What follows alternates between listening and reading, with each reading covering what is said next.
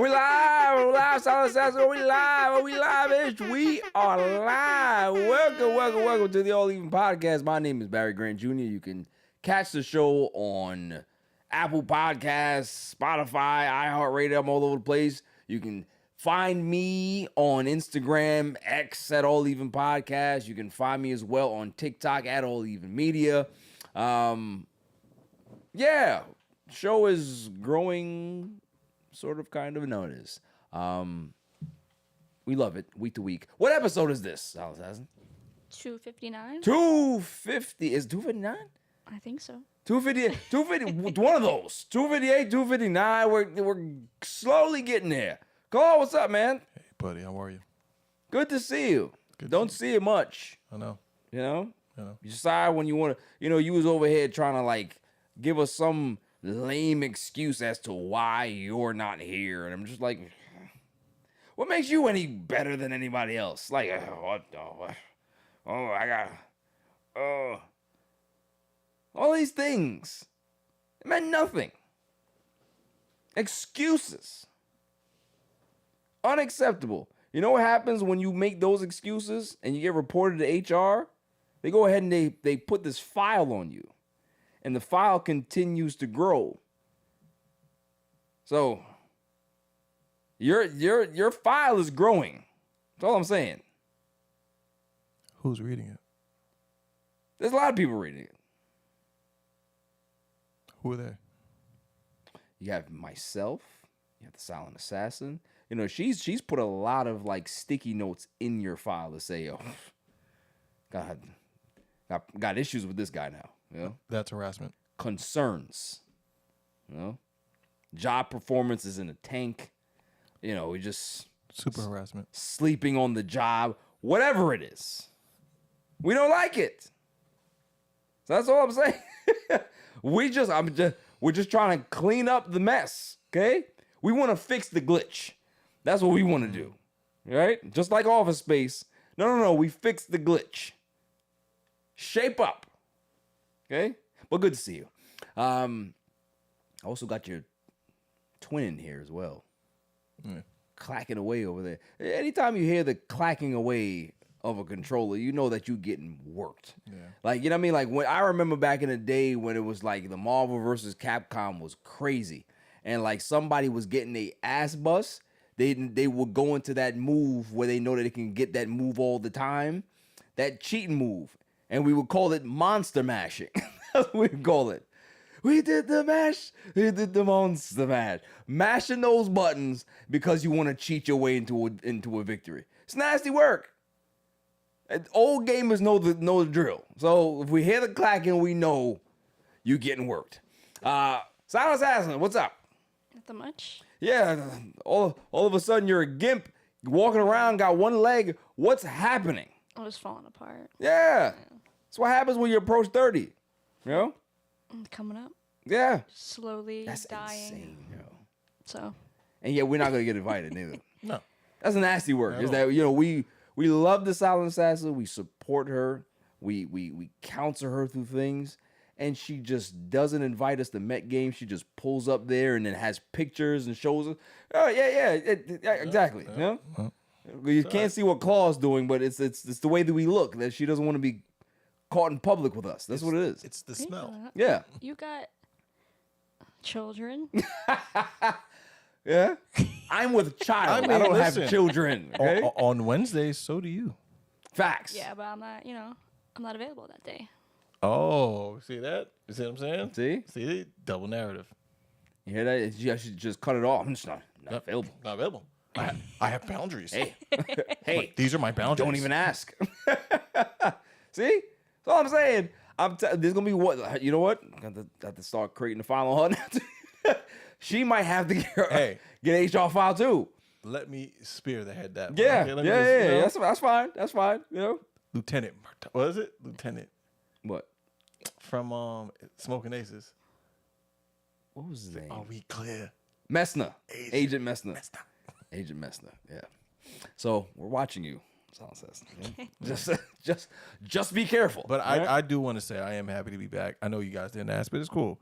You guys greeted me with a great bottle of wine. I did ask. Shut up. You guys graded me. I got greeted with a great bottle of wine on my return, which is nice. That was probably one of the nicest things that happened around here, because when I try to, get seltzers from the fridge and stuff like that, they, get at me. Shouts to Singpreet, the wife. Shouts to her. Shouts to Singpreet. Jazzpreet. Jazzpreet. So other than that, things are good, and I am happy to be back. Contract is still in negotiations. To everybody out there that needs to know that. Do you know what I'm gonna do with you? I'm just gonna do what Jerry Jones did to Micah. That's not that. That's all I'm gonna do, huh? I don't want to talk. We don't want to talk to you, huh? If you don't want to talk to me, then you're gone.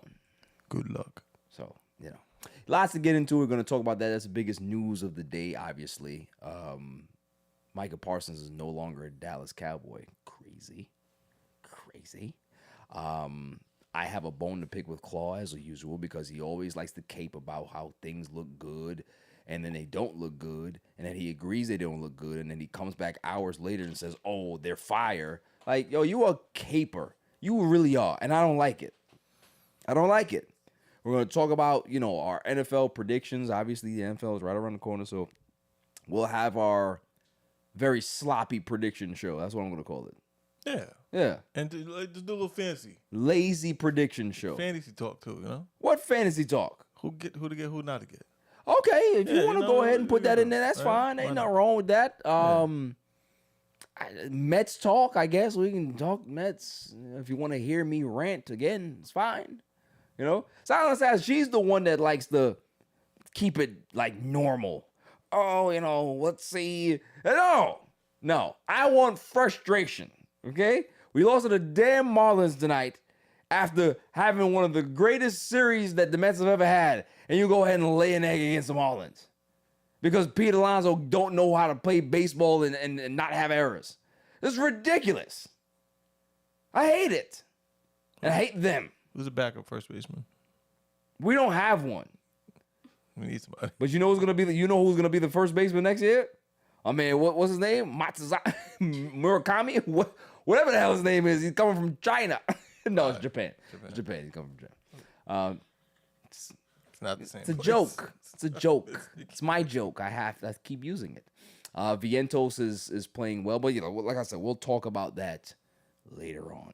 But it's that type of show because there's a lot of crazy news out there. So when there is some crazy stuff that I gotta discuss, there's only one way that I can discuss it, right? I feel like hold on, dude. That was fire. I feel like slapping a nigga today. Whoa. Let's do I feel it. like slapping a nigga today. Whoa. I feel like You know what's crazy slapping about a this? nigga Is the today. fact that people want to go ahead and make fun of me because, I said, I don't like the way Citi Field looks. I like Shea Stadium. What's wrong with that? I'm old school. I'm real baseball. We didn't have no damn waffle cone fries at no damn Shea Stadium. We had hot dogs. We had beer. That was it. I don't need all this fancy stuff. You know what I'm saying? Shea Stadium was not a place to take a date. It was like, yo, if you are not a baseball fan, get the hell out of here. All right? Citi Field is a date spot. We don't like that. I don't like that. And first of all, Jackie Robinson didn't play for us. He didn't play for us. Jackie Robinson Rotunda. Where's the Piazza Rotunda? Huh? Where's the David Wright Rotunda? Where's that? Where is it? Darryl Strawberry. Where's the biggest? I want a big statue of Darryl Strawberry. Where's he at? That's what I'm saying. Where's this Darryl Strawberry not good at nose rails? Yes. You got a 7 train line right there, the 7 rail, right? Just put it in there. But you serving them rounds. Micah Parsons, whoever's a Dallas Cowboy fan right now, I feel for y'all. And there's a reason why I left, because I saw this coming. I did it. Every last one of you motherfuckers getting slapped at that. YouTube is popping. Let's keep it going. Let's keep it going. Let's keep it going. Let's keep it going. It's going to be what that type of show. We had tennis players out there arguing. Where did we see tennis players arguing with each other? Especially after you lose, right? We got people knocking wrestlers out. There's a lot to discuss tonight. Really is. So, this is the third verse. Yeah, this morning with these thoughts. thoughts in my head. I got a lot of thoughts. The world would be better A lot. off if I just stayed my Funk Master ass Effects is in no bed. longer gonna be on Hot 97. Yo, man, let me drop a bomb for that. No more talking over records for the last 30 years of my life. Get him out of here. Get him out of here. He's a legend. But come on now, enough. Enough. Is he going anywhere? Is he retiring? Or he's just like, I didn't even get the end on that. I just found out after that. yeah. So. Interesting turn of events. A lot of people are shocked about Micah Parsons being traded, except this guy. Because I called it. I called it weeks ago. When you have a guy like Jerry Jones, who is a master of media, right?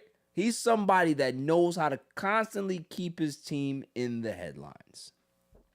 So he'll go ahead and he'll say something, he'll do something, he'll do something to be able to make people talk about him for the next 3 to 4 days. And I said that when Micah put that note out, it was personal. When you heard CeeDee Lamb discuss his contract negotiations with Jerry Jones, he was a little emotional about it, but it never felt personal. Dak Prescott never got personal with Jerry Jones because he never got that close to Jerry Jones to get personal. He was like, yo, talk to my agent, dog. We figured that out. He's gotten Jerry Jones twice. So he's good. He's the highest paid quarterback in the league. The hell he's care about, right? He got his money. But for Micah, I think that when you have a guy that's not so media savvy, and I'm not using that in a bad, derogatory way. It's just that some dudes are just not. They don't have that type of filter. Micah doesn't have it, and I think a guy like Micah, you saw how he played, you saw how he interacts with the fans, you saw him on his podcast. He's a guy that likes to talk his mind, say whatever's on his mind. And when you have a guy like Jerry Jones that likes to needle and push buttons through the media, that doesn't work with everybody. And Micah detailed how he didn't like the fact that Jerry Jones was constantly trying to negotiate with him without his agent present. And that to me feels dirty. It's like having a boss when you have 5 or 6 employees and the boss tries to have these little meetings with every single one of them individually and nobody knows what the hell is going on. It's nasty work, right? It's deceitful. It feels like used car salesman-ish, right? That's what Jerry Jones is. He's a used car salesman. So the fact that his used car salesman tactics didn't work on a guy like Micah, I told you that Micah is he's the Django of this Dallas Cowboys team. He's that exceptional nigga. Like, that's what he is. You're not going to do that to me. It's either you give me my money or what I'm asking for, or I'm leaving this place. Like, there's not going to be any in-betweens where you give me a contract and all of a sudden we can patch it up. I'm going to hold out and then we're going to patch it up. You saw what happened with Terry McLaurin with the Commanders. Held out, got his money, right? That's the template design of how this works. Player wants his money, he sits out, he holds out, there's some back and forth, and then boom, contract comes. Michael was like, yo, I'm not doing that. I've shown you what I was worth for the first 4 years of my career. I've been a Pro Bowler for the first 4 years of my career. I've been an All-Pro twice, right?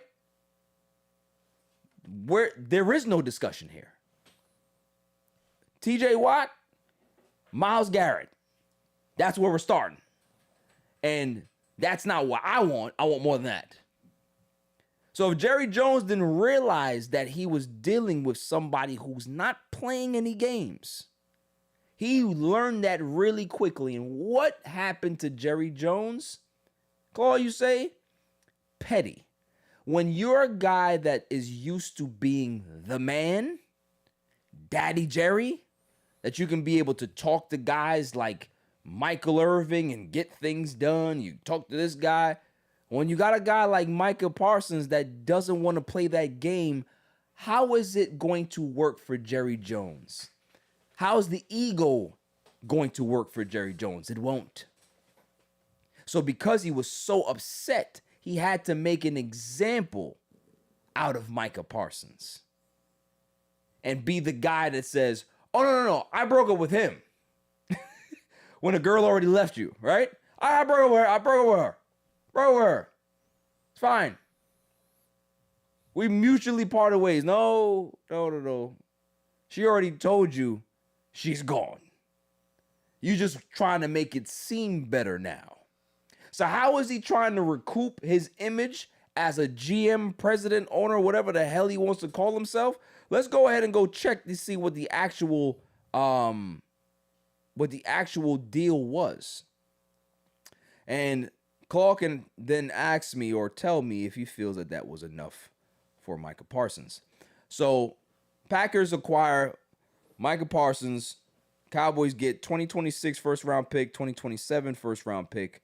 Defensive lineman Kenny Clark, and Kenny Clark gets his deal reworked a little bit so he can get a little bit more money on the back end. So Micah Parsons then is going to sign a 4-year, $188 million guarantee extension with the Packers, $136 million guaranteed, $120 million full at signing. Wow. That's huge. Okay, Chloe, this is what do you think? I don't know.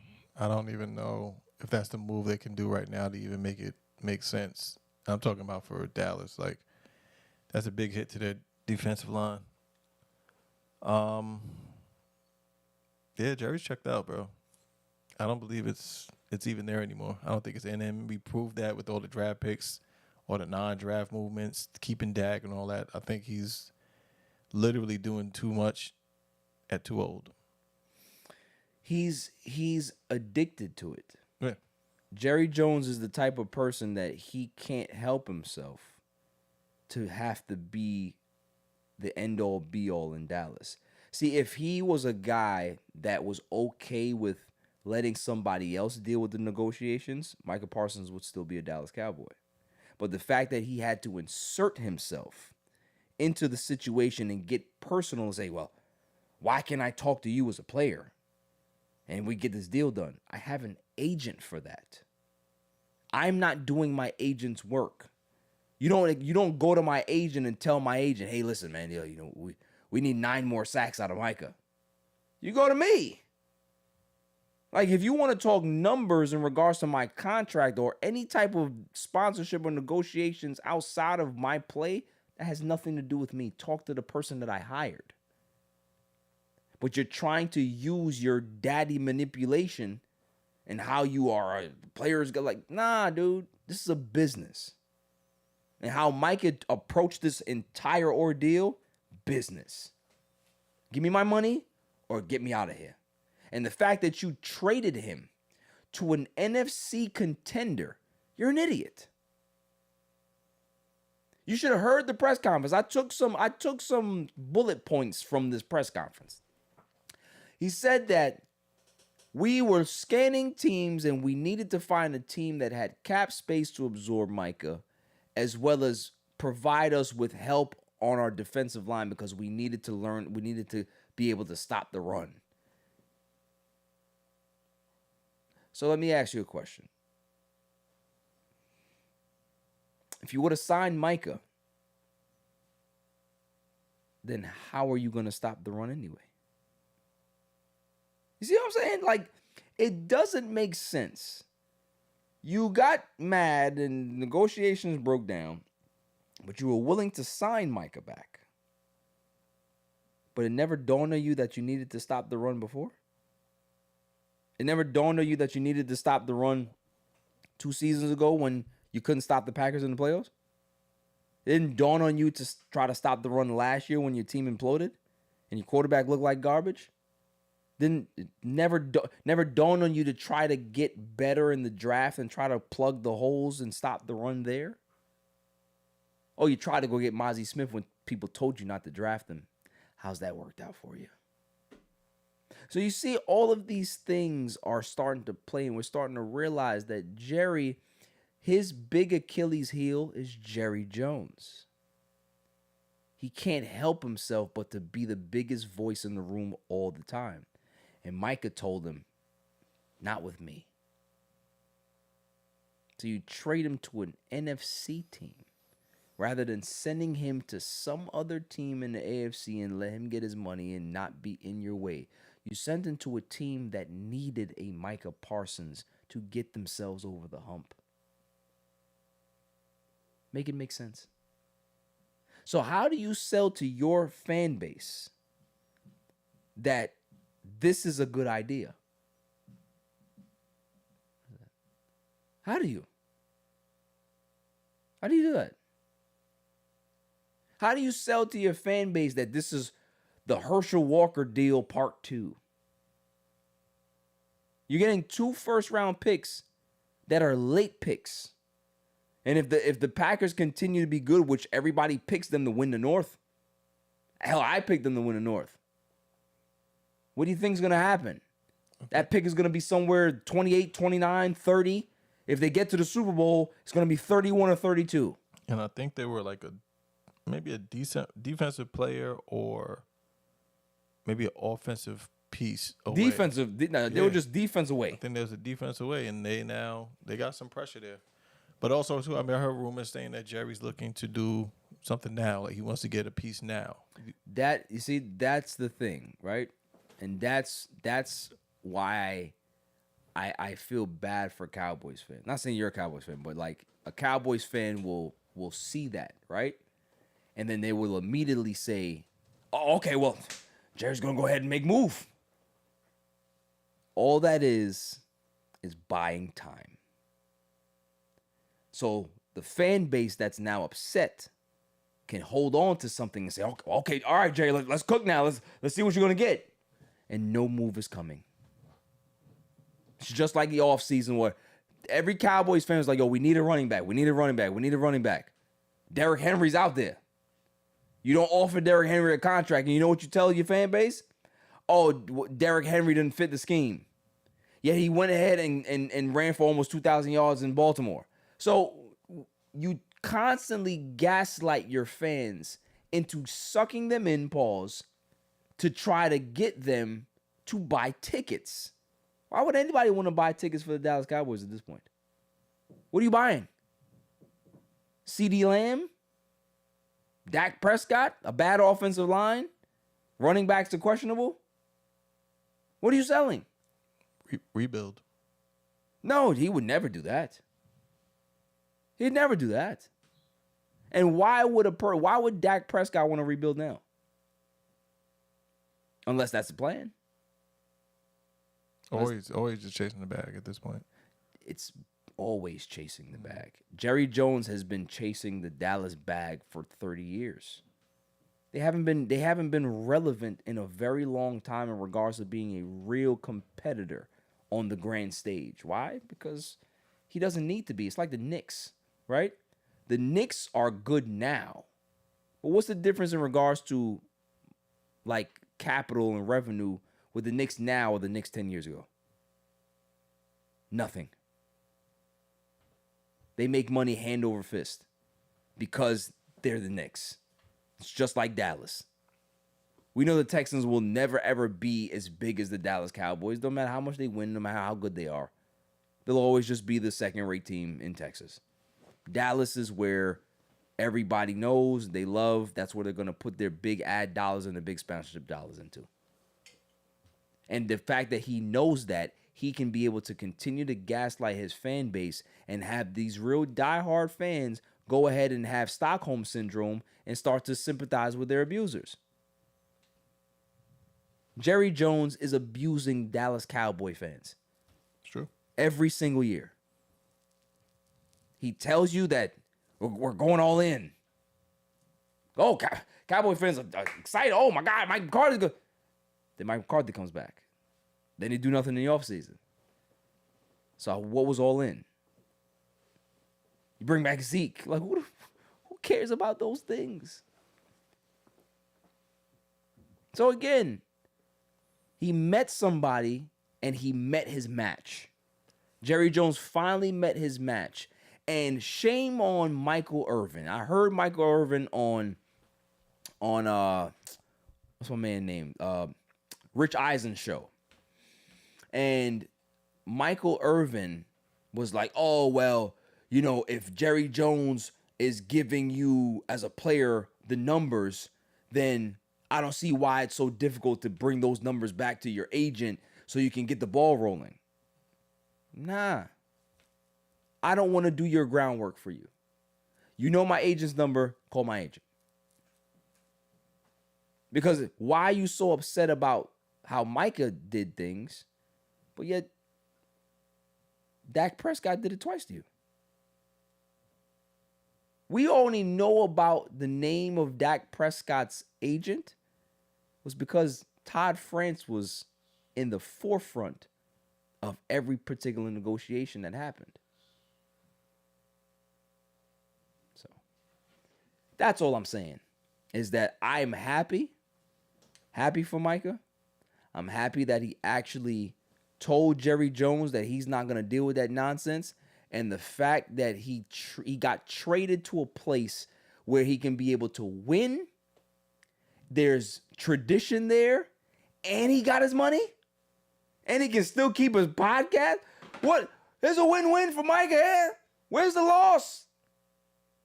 But Dallas Cowboy fans right now, I'm telling y'all, listen, the fan transfer portal is open. You can go ahead and go cheer for the Packers if you're a Micah fan. You can go cheer for the Rams. You can go here. You can go there. Go wherever you want.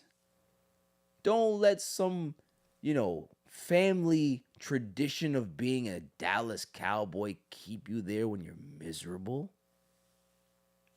Don't do that to yourself. Be happy. Don't be in a marriage that's passionless. Go somewhere else. Go find yourself a PYT. Do something. That's all I'm saying. The fan transfer portal is now open, Dallas fans. Anything else, Glow? Anything else, Alan Sassen? You got anything to say about that? Just like looking around, like the Division 2 is not gonna get any easier. I feel like because the Eagles are always the Eagles. Commanders, have their superstar quarterback, and the Giants are around the corner. So Yeah.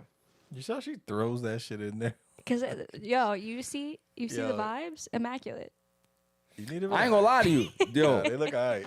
Giants look all right. But their schedule is crazy. But if they overcome that schedule, there's something not to play with. But their defense is something different. They defense is special.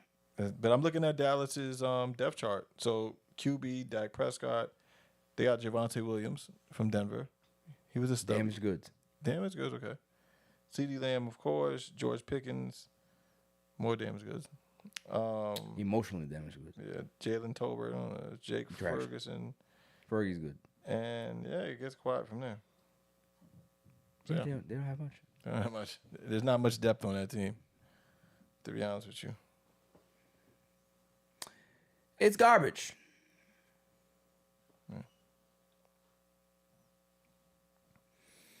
I love it. Yeah.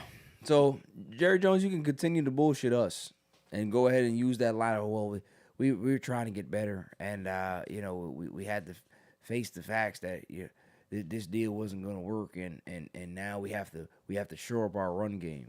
Just keep gaslighting your fans and keep making them think that there's hope.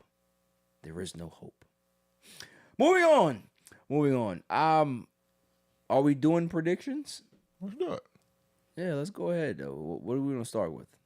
Since we're talking about the Cowboys, NFC East. It's going to the East. Okay, what's your give me your top 4 in order? How do they finish? I'm going to say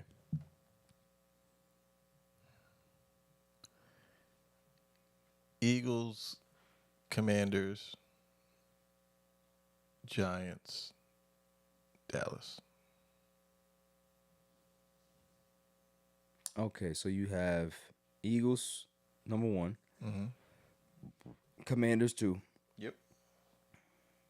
You have Giants 3 and Cowboys last. Mm-hmm. I got the same thing. Yeah. I got the same thing. I think obviously the Eagles are the toast of the division. Super Bowl champs. They continue to draft well. They continue to do the things that they do and how they operate. It's annoying. And it works. It works for them though. Like listen, Jalen Hurts ain't a good quarterback. He just ain't. You look at his numbers, trash. But it works for their system. He can operate their system, and that's all you can ask for. Like his numbers doesn't stack up against any good quarterbacks in the league. But for what he is to the Philadelphia Eagles, that's what they need. So As long as it equal wins. yeah, Commanders. Listen, you know we got Jaden Daniels there. We got a lot of nice young pieces that they have over there. They're growing. They're on the precipice of being a really, really good team for the next probably 4 years or so. So, you know, they're on the up and up. Giants as well are on the up and up. You know, you got Coach Ozempic over there that finally got his situation. He has his quarterbacks that can be able to implement and orchestrate his offense, which is good. Jackson Dart looks amazing, right? But he's not going to play right away, which is fine. I think they have a good structure there. You're going to let Russell Wilson play out the year. Then you're going to have Jackson Dart be the starter next year and then have Winston backing him up. There's nothing wrong with that. You know what I mean? So I think what they got going on is good. Malik Neighbors, that defense it's preseason, we understand, but man, that front four is scary. Scary. You know what I mean? That's the type of stuff that's old school Giants football right there. When the line is good, when they have guys that can go after and attack the quarterback, the Giants are good. So if they can be able to have that formula go through with an offense that can be able to move the ball downfield, anything's possible. They can go ahead and win anywhere between 7 and 10 games. So we'll see what happens. Moving on, what other division are we looking at here? We have the NFC West. Cardinals, Rams, 49ers, Seahawks. Go, Claw. I'm going to go out on a limb. I think the Rams are going to be nice. Okay. I think the Rams are going to be good. They finished very strong last year. I'm going to say Seahawks after. Okay. Go Vikings. I'm sorry, Vikings. Seahawks. Arizona's last. So you got, Cardinals, Rams, 49ers, Seahawks. Yeah, and then the Niners third. I don't see with the Niners. I think they got to reinvent that team identity. We have to see what their running game is because what's the name is so hurt all the time. He's fragile. So I would say in that order, I think they'll be third. Yeah, I got the Rams winning the division as well. I think the Rams are good. I think, the fact that Matthew Stafford is healthy-ish. He's not healthy, but healthy-ish. But he does have weapons. I think Puka Nacua is going to take another step forward as being one of the best top. He's going to be a top 5 receiver this year. That's the type of numbers he's going to put up. And then you got a Devontae Adams on the other side. Like, come on now. Like, Devontae Adams ain't done. That boy's still bad. You know what I mean? And they still have a run game. Still got a running game. Defenses bend, don't break. Mm-hmm. But, they still have one of the best coaches in the NFL. So I think the Rams are definitely going to win that. Seahawks are definitely going to be second. They have a lot of good things over there. They got my boy, Sam Darnold, right? Sam Darnold's over there. Got Kupp. Got Cooper Kupp. Old as hell, but, Still got, what's his name? Wide receiver. Ninjimba? No. Yeah. Yeah, and Jigba. Yeah. So it's a lot of opportunity. And they still have a good run game. They have, yeah, I mean they're built on the run game, so we'll see what happens with them. This is hate right here, but I don't care. I'm going Cardinals third. Third. They're building something over there. That tight end McBride is fire. Like that boy bad. You know what I'm saying? That's probably gonna be my number 1 pick in fantasy this year. I'll tell you right now. McBride. second round. Utah give 2. Right? Yeah, but they have some weapons. Kyler Murray is still not the best quarterback, but I think he's not being in the spotlight anymore and him just being able to just kind of develop. It's good to not be making any waves. Like, if there's no press on you and you can be able to just develop in your own way, I think that's the best way to do it. And the 49ers are going to be rounding up the division because they are ass right now. They really are. Like, Christian McCaffrey coming off of injury, we don't know what he's going to be, but they went ahead and traded for Brian Robinson from the Commanders. That's a good player. That's a very good player, but he's also a guy that can be banged up as well. The wide receiver core is completely different. I am not a believer in what was the quarterback name? What's his name? For who? Huh? For what team? Niners. Oh, Purdy. Yeah, Brock Purdy. Get him out of here. Get him out of here. He's all right. Decent. But he was good when the team was good.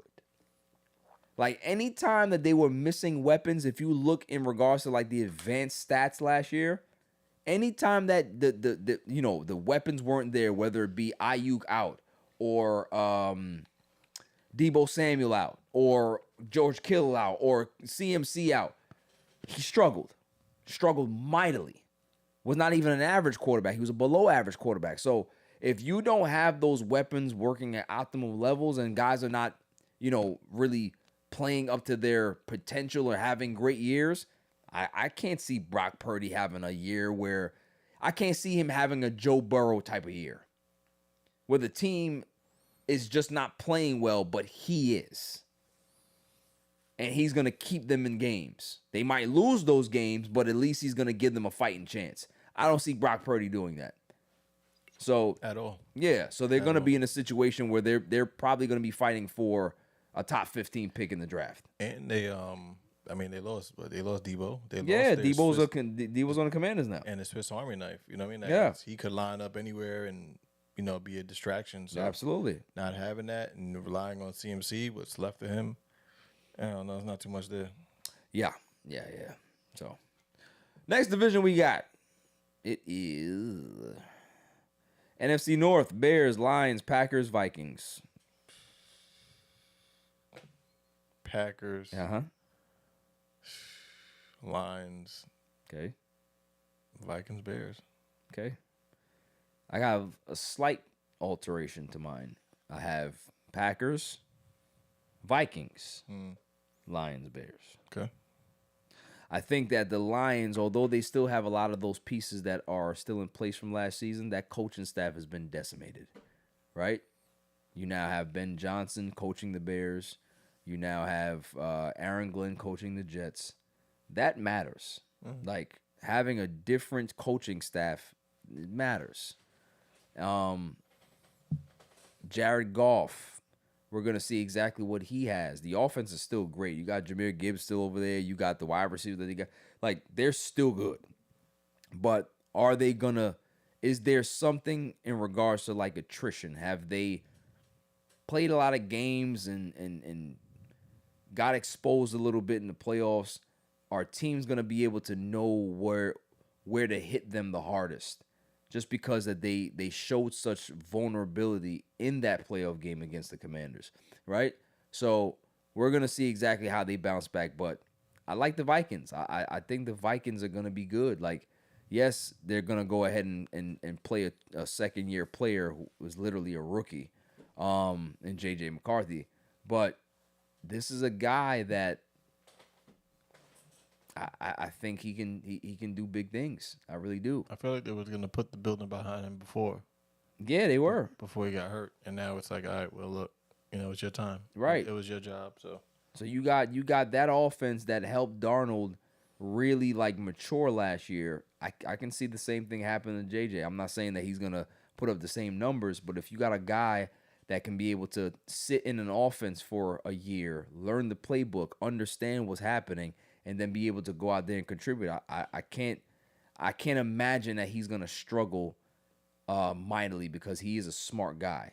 So I think the Vikings will do very well. Who did I have third? The Bears. No. It was Bears, right? Yeah. Yeah. Bears, I have third. Ben Johnson is the head coach there. No, Bears are fourth because I had Bears should be Packers. last. Yeah, I had Packers first. Packers. So Bears are rounding up. So then line. No. Yeah, so if I talked about the Lions, but I Right. have them third. Got it.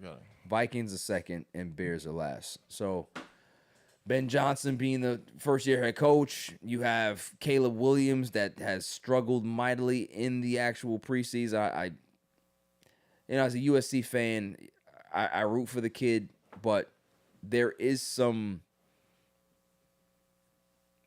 Is there some maturity problems? I don't know, but he's gonna have to figure it out. He's gonna have to figure out how he can be a leader for his team, how he's gonna be able to be effective and be the guy that they expect him to be. You know, I've heard people say, "Hey, he's the best arm talent since Aaron Rodgers." I don't know. Okay, let's see it. You don't want to end up like Justin Fields, Josh Fields now. You know, so that's all I'm saying. NFC South: Falcons, Panthers, Saints, Bucks. Who cares? Outside of the Bucks, the Bucks got something moving. Yeah, I mean Falcons and Bucks. That's it. That's all we care And about. even like, I guess we got to see what the Falcons are looking like. Penix starting. Yeah, shit. Penix, man. He's Yeah, cooking? that boy bad. I didn't see him yet. So Bad man. I mean, the Saints, they got Rattler. Think starting. Nah, they got that. What's that kid name? Slough. I think they did. I think they announced Rattler as a Rattler's the starter. Yeah. The guy. Garbage in, garbage out. Right. Yeah, but even they drafted that guy. I don't even. Trash. It's not that great. Yeah. Anyway, so. Trash McGee is what I call him. That's his name. I don't even know his last name. Slough, slow. So. Saga. Something like that. Saga Not gonna work here, right? But yeah, I think it's definitely gonna be a Falcons and Bucks division. Baker Mayfield had a great year last year. I can expect the same thing out of him this year. I think Baker Mayfield's kind of figured it out. He's found a home in Tampa, and I think I hope that they realize that they have their guy. Does it always equate to winning championships? No, but I think that he does a very good job, getting that locker room ready, getting them prepared. They play great behind him. They play inspired football. So I'm gonna see and watch this division very closely because I think the Bucks. It's either gonna be the Bucks or the Falcons. Gun to my head, if you want me to pick one, I'm going Bucks because I trust their system more than I trust the Falcons. I just think that Penix, being a very young player, quarterback, that he has to figure it out. We'll see what happens, but I like the fact that they have a lot of pieces. Drake London is great. Bijan Robinson, I think, is going to have a great year. He's a phenomenal throwback running back, and I like those guys. So they have the pieces to be able to be good. Great. And they have tight ends. And he got tight ends, yes. Pause. AFC East: Bills, Dolphins, Patriots, Jets. Go ahead, Chloe. What are you going to do, right? I mean, the fucking Bills got it. Like, there's nothing I can say. Right. Can't sleep on the Pats this season. I don't know. It's still early. I don't want to say it, but I think it'd be a little toss-up. I think that... So you have the Patriots second? I didn't finish. Okay. All right, just back off. I would say... I'm going to say Jets second. Okay, so you're jumping out the window. Yeah, I'm going to say Pats third, and I'm going to say Miami last. Okay, I got the Bills. I got the Dolphins, Patriots, and then Jets. Well, Actually, no. I think I might move the Patriots up to 2. I think they're nothing to sleep on. There's a new Yeah, I regime think they over there. have. Yeah, they have some weapons there. And listen, their quarterback ain't too bad. No, You know what I mean, he's not. so And he got a 1. Yeah, Drake May is all right, man. So, and he has a 1, exactly. He has a 1. Their defense is coming along. They got their head coach. They got the culture that they want. So we're gonna see what happens. The Dolphins are a question mark because there's a lot of question marks that they have. You got Devon Achane, right? Can he stay healthy? you have Tyreek Hill. I don't know what the hell is going on with him, Mister. I'm not signing prenups, and she's gonna take you to the cleaners. 17 kids later, like, what are you doing? Right? Can't focus on football. We have no idea what's gonna happen with him. So I am not putting much stock into this team, as well as you have Darren Waller coming out of retirement, and now he's their tight end. Like, okay.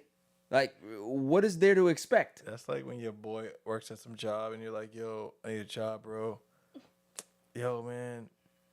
Oh, he comes to your town. He's like, yo, I need a job. He's like, I got you, bro. Don't worry about it. So what do? Man, don't even worry about it. Just show up. Yeah. Bro. They'll just pay you to be here. Or it's one of those things where, like, you have a rec league and you have a team, and you know that guy that used to hoop like 8 years ago. Yo, you want to play? And he ends up coming to the team and he's trash. What did you expect? He ain't played ball in like 8 years. Just because he's 6'9", you think he's good. Getting washed. Take your ass back to Target. And wear that red shirt and those khaki pants. Get out of here. Get off my team. I thought you was good. I don't know what to expect out of Darren Waller. Who knows what to expect out of this team, period? We don't know. So, Nasty. yeah. Like it. You know what? I'm flip-flopping. on this. I got the damn Dolphins going. They last. I got the Jets third. Yeah, I do. I don't care.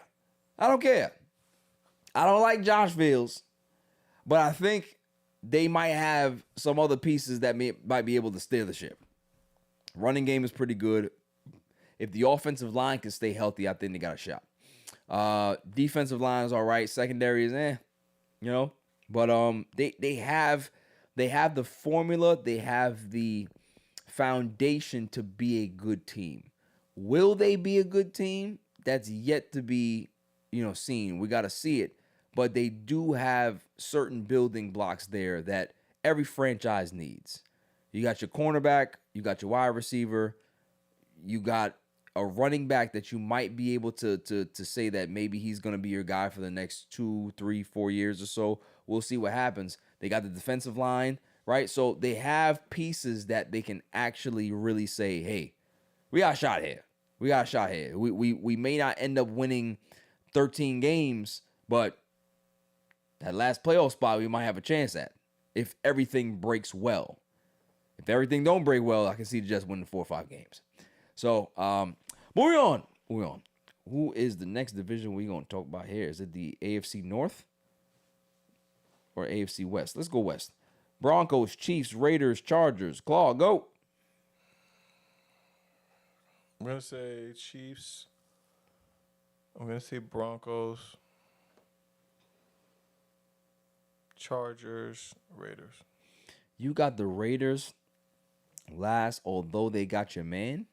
They got to still retool. They don't have much weapons over there as far as tools for him to throw to. I mean, they still got the running back, which is cool, but at the same time, it's going to take some time to really get acclimated. I mean, Pete Carroll was overseeing over there too, right? But he's not coaching. Pete Carroll's the who? He's overseeing everything, right? GM? Yeah, I believe so. Yeah. So I feel like they're going to get the right tool. As far I think they're in the build back year. They just got to get right, and it's going to make a difference in the future. Okay. Interesting take. I myself have let's see the division here.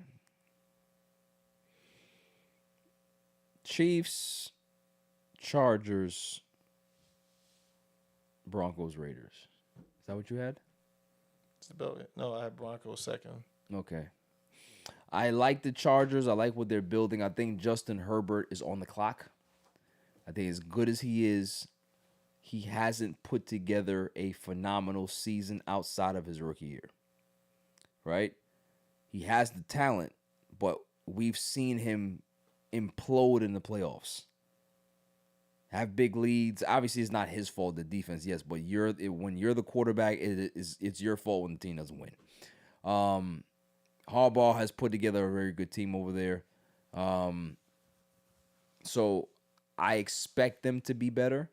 I think that with Harbaugh, his style of offense, he likes to run the ball, keep the quarterbacks throwing down. keep the possessions in their favor, have a defensive game. It's a perfect recipe for a kid like Herbert to be able to minimize the mistakes. We saw, Doug McDermott do that in Buffalo, kind of run the ball a lot more with Jared Cook. And now you can be able to limit your quarterback's mistakes. And he ended up winning an MVP because of it. So there's a formula there to be able to say, okay, listen, this works here. Let's go ahead and see what we can be able to do, because if we have the weapons and the pieces around this guy, then we can be able to make him, have him a lot more effective and going forward. Who else we got? Let's see. It is the AFC North. Ravens, Bengals, Browns, Steelers. Go Claw. I'm thinking I don't know. AFC North could be a tight one, bro. Yeah. I think Ravens are due for it, though. Ravens? I think the Ravens are due for it. Okay, Ravens win the division. So you got Ravens. Who's second? I'm going to say Bengals. Uh-huh. Steelers third. Last is the Browns. Yeah, I would have to disagree. I'm going Bengals winning the division because I can't bet against Joe Burrow. Can't do it. Won't do it. Gotta do it, bro. Can't do it. Won't do it. Gotta do it. Bengals, Ravens, Browns, Steelers, Browns. Yeah. And this division is going to be tight. Like, it's not going to be like Browns win 3 games. I think they're going to beat up on each other like they always do. I think 10 games win a division. 10 games wins it. And but it's because of that division. I think this year, though, Lamar's due. I feel like he's due for the next phase, as is Josh Allen's due. But at the same time, in those due years, shit happens too. So, you know what I mean? Like, and them not making it is the glimpse showing that their windows is closing. Right. Because you only can have a team that stays so good for so long. When there's so many, pieces that go into it. So realistically, I think it's something to watch. I think those are going to be the most interesting games. Yeah, I agree. And then see how the Shador thing handles as well. What they're going to do with it. Do they even flip the pick? Does Jerry flip it? But I don't think he will. But Jerry's not flipping nothing.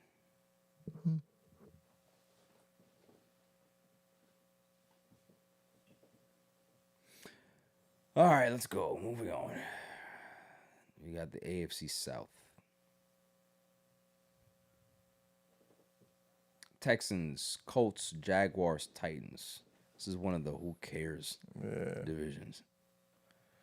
I'm going to say Texans are supposed to be, but it's hard to say only because of the fact that it's sophomore year was it sophomore year this year or the year before? 3. This is third year. This is third year. For the quarterback? Mm-hmm. Yeah, so maybe he could turn it around. They just picked up, I know Mixon is hurt. They just picked up, Jesus Christ. Yeah, Mixon's on the pub list, right? Yeah, but they picked up another running back, a well-known name running back. So it could be. At the same time, too, Colts are shit. Jaguars, Chubb. They got Chubb. So, you know what I mean? Like, Jaguars, we can see. I mean, we've never seen a two-way player since God knows when. Deion, right? Correct. So, I think we can see what that's going to turn into, if that even works. BoJack Horseman. I mean, Deion wasn't really a two-way in football. Oh, he wasn't? I mean, outside of him being a kick returner. Got you. So, realistically, I think it'll be more interesting. And then, what's that? Boom, boom, Jaguars. Yeah, no, the Colts are it's a wash. I don't see anything good going on over there. Yeah, I mean, it's the Texans division to lose. Yeah, it really is. I mean, look, you got the Titans. They're Cam Ward. They got a rookie quarterback. You got BoJack Horseman over there in Jaguars, right? Well, who knows what the hell they're gonna be, because he's been a complete, utter disaster. Not even really disaster. Just more of a disappointment. Yeah, not right? what you thought you would get. Yeah, like Barry was like, he's the best prospect since Peyton Manning. Oh, really? Yeah. Can't see it. Won't see it. Then we got who else? Colts. Talked about them already. Anthony Richardson losing his job to Captain Small Hands. Cooked. Yeah, that's a shit show. Cooked. That's a shit show. I don't even see that even being nothing. Yeah. The poor running back over there. What's his name? Jonathan Taylor. Jonathan Taylor. That boy bad. He didn't get out of there. I'm taking him for fantasy though. First I'll tell pick? you right now. First pick? Nah, I'll probably take him in the third round. Okay. Third round. Okay. Because he's going to be underrated. See, everybody's going to be going for the Bijan Robinsons. They're going to go for the... People are still going to be tempted to try to get Christian McCaffrey. I'm telling you right now. First pick. They're going to still... People are going to be like, yo, I'm at 8 or 9. Christian McCaffrey. Okay, go ahead and do it. And your season will be over by week 2. I'm not touching him. You know I saw it over there. Victor Cruz. Did you? Yeah. I said thank you for ruining one of my drafts. one of my drafts. Yeah. Victor Cruz. Mad hype. This is what happened when you get sauced at a live draft. Yeah, it's really great. Yeah, it's terrible. It's a good time. Yeah, moving on. Damn, the Red Sox are killing. My goodness. What else did they talk about? Let's talk about life. No? Yeah, what else did they talk about? There is... yes. Fantasy picks. Yeah, we can do the fantasy picks. Go ahead. Well, you said some of your picks. I mean, let's give everybody a glimpse. Who are you taking first? If I had the number 1 pick? Okay. It's a lot of pressure. It really isn't. It just depends on how you want to build your team. Okay. So, a lot of people like to do chalk picks for their number 1 pick. I tend to assess the number 1 pick based on need. So we all know that you want to make sure that you have a sure thing. But what type of sure thing are you looking for? It depends on what type of draft you're in. If you're in the PPR league, if you're in a half PPR, if you're in a traditional league, depends. Like, if you're in a PPR league, okay, cool. You might want to get a guy like a Justin Jefferson or a what's his name from the Bengals? Chase, yeah. Jamar Chase, right? Like, those are guys that you're getting volume, you're getting touchdowns, you're getting big plays. All of those things are a guarantee, especially a guy like Jamar Chase that's a Triple Crown one, of course. You go get him. That makes sense. But I wouldn't necessarily go against a guy like a Bijan Robinson. I'd take a guy like that. I'd probably take a flyer on Saquon Barkley too. Having the year that he had left. Why not? Why the hell not? So, depends on need for me. Okay. And where I'm building my team. Because if I'm going to go running back first, then now I got to make sure that I have balance and depth. You? I get the first. I mean, I would love to go Chase. I'm not touching JJ too crazy, only because I just want to see. I got to see it pan out first. Or realistically, I'm not touching Saquon either, as much as I would think. He's on the Madden cover, scary territory. But realistically, I would probably just say Chase.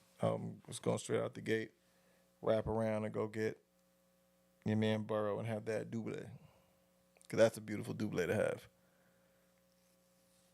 Okay. It's a beautiful double. What about you, Zon Sasson? Who are you taking? Yeah, I just had a draft last week.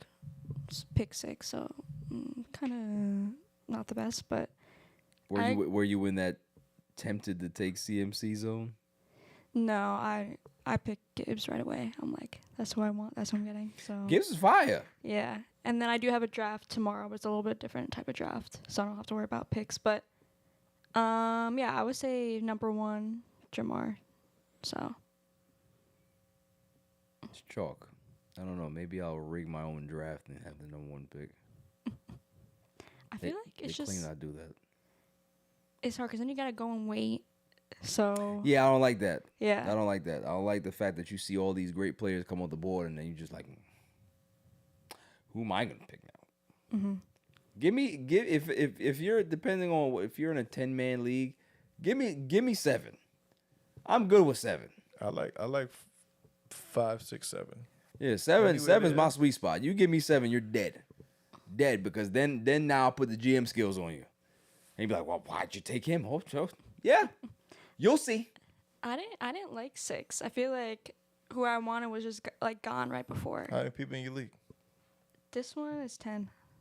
Oh, 6 is great. I Great didn't spot. like 6. You should've- You you want to hear should've- my team? You should have gave a don't know. holler. Yeah. What's the team? Go for it. Let's share. I didn't like. Well, I really don't like my quarterback. Who'd you pick? Okay. So Tommy Cutlets. quarterback, Mahomes. Running back, Gibbs. Running back, Connor. Wide receiver, Neighbors. Wide receiver, Higgins. Tight end, Kraft. Flex, Travis Hunter. Defense, Steelers. Kicker, Aubrey. Bench, Goff. Tyrone Tracy. Jerome Ford. Jerry Jeudy. Keon Coleman. And I have an extra wide receiver, Debo. It's not bad. Not bad at all. Surprising. It's a team that has your floor is very low, right? But I can see that if you don't have any injuries to like your major guys, I think you can be able to be a team that surprises a lot of people in your league. Yeah. I had So like it's not a bad team at all. like trash team last year, and I came in second. Right. So So, it's really much. about waivers. It's about waivers is huge. Like if you can be able to kind of like improve your team in the margins, that's the way to do it. But I don't think the team is bad. Got a pretty good team. Pretty good. Pretty good. Let's go ahead and talk about these. What do they call them? City Connect jerseys? What is it? Rivalry jerseys. Rivalry. Why are they called rivalry jerseys? So apparently they're gonna entice when we have like games against the Bills or Miami or Oh, so they're gonna be worn in division. yeah, and in division I believe in it's like when you have a rivalry team. So Jets and Patriots definitely have a rivalry. These these are just alternate jerseys really, but a little bit more attitude. That's all it really is. You hate the Jets one as you said. Trash. Yeah. So and I got through that. I got past that myself. I'm just happy to see that we're getting something new. Because I don't like the light green. I like the OG Army green, But that's not OG. but it's not. It's close enough for what it needs to be, bro. OG for well, The light green is the OG. that's the '80s Jets. Those the Hess Jets. I mean, listen, could be on something. Me personally, I like what I like. Yeah, well, listen, I don't like it. Maybe the hoodie will look good, but I don't. You I should don't get a like tat of it. The helmet. I'm not doing that. Come on. But I've seen these rivalry jerseys don't look good. The only one that look good is the Bills. Bills one is alright, and Seahawks. Seahawks one look crap, look fire. But the Dolphins, rubbish. That's your dog water. Cardinals is the same jersey. Cardinals is dog water. I'm not mad at the Garbage. Miami one. I think the Miami should be cool. We'll see how it pans out. They just gotta wear black. and Rams, same jersey. Rubbish. Yeah, they could have did better. Like who is designing these things? Like, they're getting paid to do nothing. They just come out with this garbage. Yeah, I don't get like why like it's cool look, but why like teams now are just all going for like the all black look when there's not black in their like scheme. Yeah, I don't understand. Did you see the news that Skip Bayless is back on TV? I had no idea. So salute to him. Skip Bayless and Gilbert Arenas. What's his name? Alib Quib. What is his name? Quib Alib or whatever the hell his name is. Quib Talib. It has some respect. He's a good guy. What's his name? Talib Kweli. Not the rapper. No, who? Quib Talib. He was a football player. Quick to leave what? The one that got Quick to arrested? leave. Yeah. Yeah. The one that got arrested or a That sibling? whatever. Hey, that guy. He's there. Jay Gruden, Skip Bayless, and Gilbert Arenas. The new show is going to be called what's it called? Gil's Arena Gridiron or something like that. Yeah, something. They're going to be talking about football. So Skip Bayless is back on debate programs, which is pretty interesting. So I'm curious to see what happens. I'm curious to see how Gilbert Arenas does. Is he going to be on the show every week? I think they're going to be doing 3 days a week. But the other panelists, I think it should be good. It should be good. It's gonna be just like how Gil's Arena's format is. A lot, very laid back, very opinionated, no holds barred type of shit. So, I'm rooting for Skip. I'm rooting for Gilbert. I hope it's very successful. I hope it does well. So shouts to him. Let's see what else we got here. I think that's it before irrelevant news, or maybe not. Let's see. There was something else I had. Oh no, this is basketball. Yeah. So let's go. Irrelevant news of the week. You gotta be kidding me. I mean, how do you watch the? I mean, yeah, they stink. Every week we go ahead and discuss different shows and different topics. Did you see what Prime Video did? Prime Video doing some nasty work. A new class action lawsuit targets Amazon Prime. You don't actually own that movie you just bought.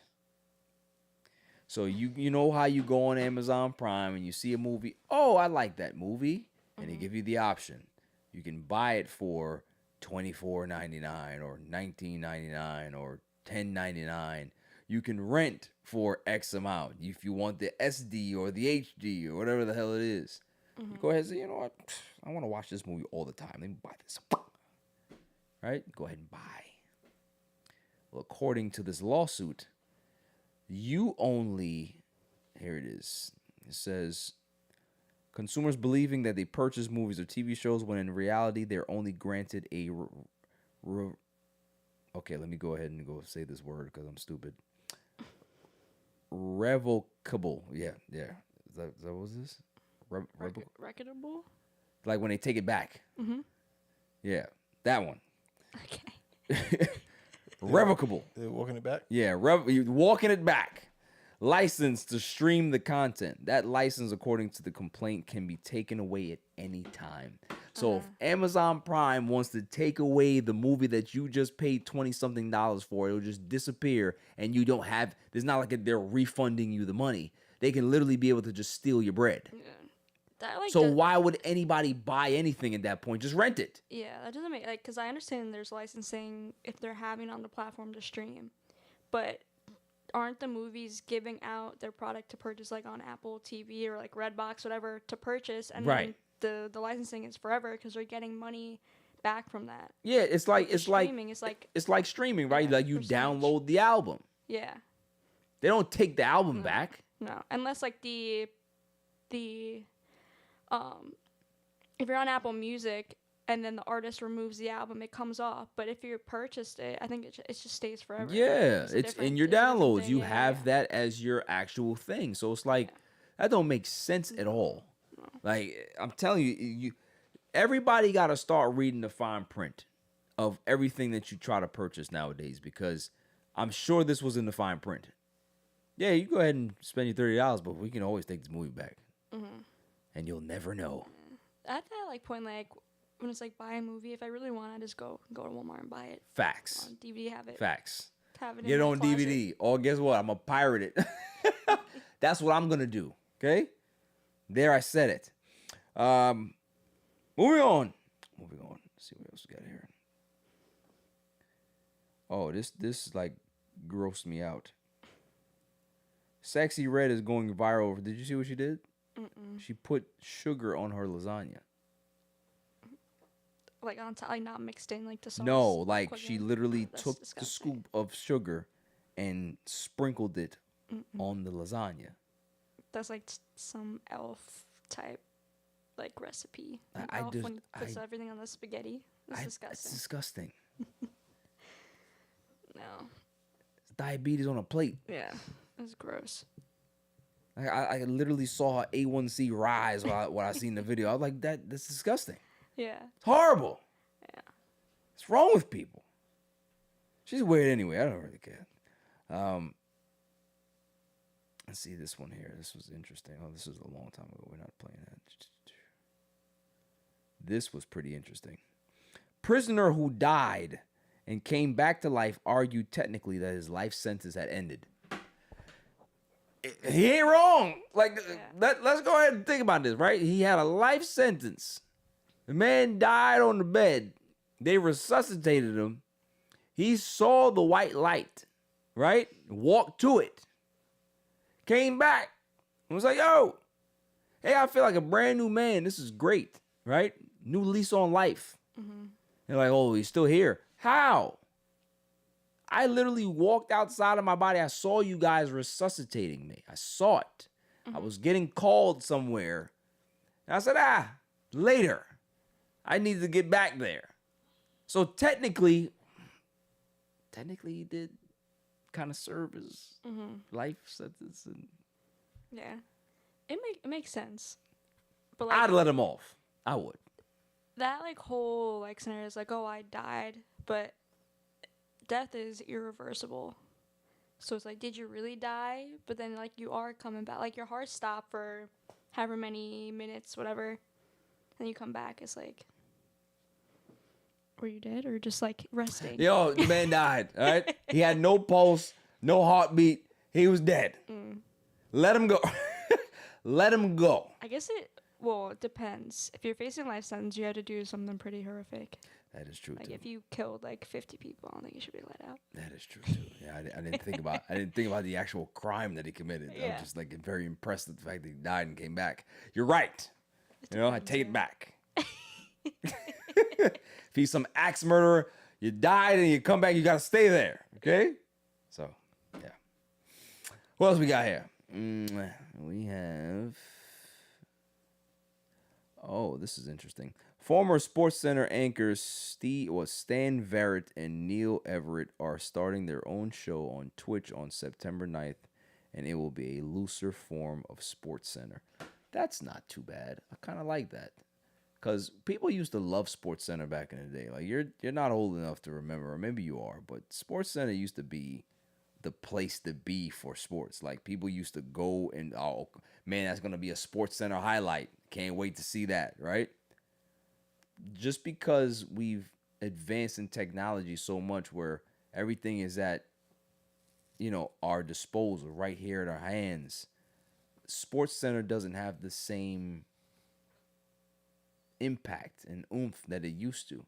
So why not go ahead and try to recreate it or have a show that's kind of similar to that, and you can be able to put your own spin on it and have a lot more fun than being bogged down by the machine, right? So I'm curious to see what happens. These guys were pretty cool when they were on SportsCenter, so looking forward to seeing what that show looks like, and I hope it's very successful. I'm somebody who always is a fan of people that continue to get into the space and continue to make content. If it's interesting, if it's something it's in a competitive field where everybody's doing the same thing and it's just a little different because you're putting your own personality into it, then cool.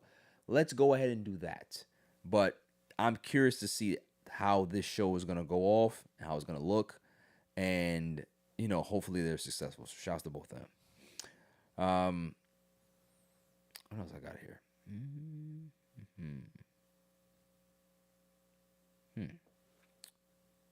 Oh, this was good.